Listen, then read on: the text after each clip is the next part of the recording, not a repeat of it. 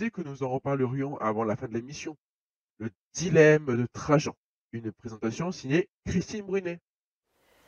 Enfin, le troisième volet est arrivé. Après Mon amour en Pompéi, les larmes de Titus, voici le dilemme de Trajan.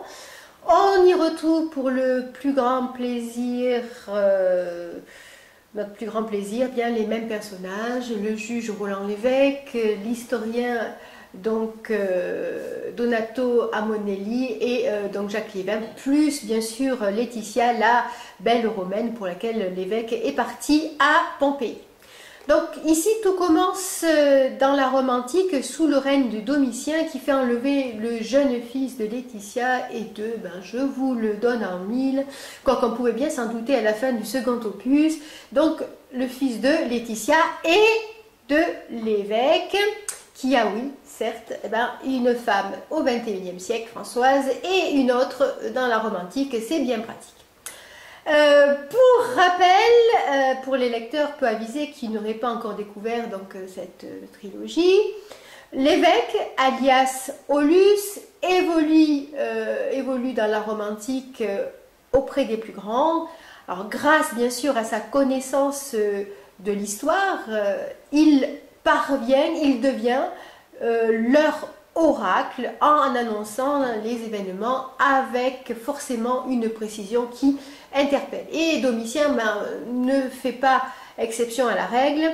Avide de connaître son destin, il sait bien sûr que la population le craint, voire le hait. Donc il fait enlever le jeune garçon Rufus et menace de le mettre à de le mettre à mort si son devin de père ne se livre pas et ne vient pas le voir. Or, l'évêque a quitté l'Antiquité depuis près de 8 ans.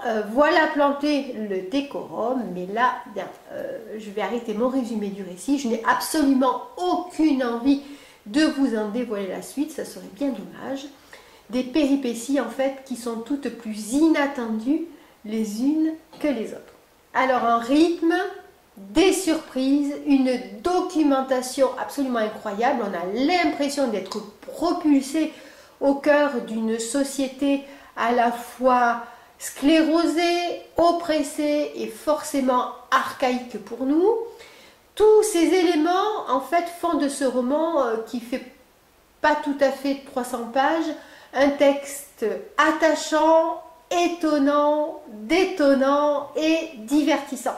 L'écriture facile et simple nous permet de tourner les pages sans ennui, avec un intérêt toujours renouvelé et surtout une question qui nous taraude en permanence: comment tout cela va pouvoir se terminer?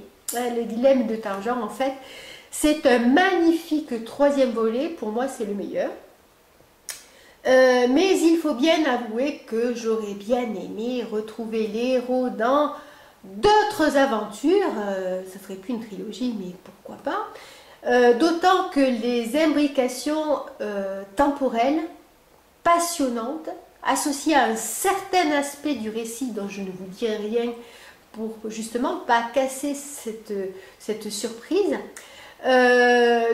donnerait à mon sens une base solide à beaucoup d'autres romans. Alors franchement, Christian, bravo, j'ai adoré.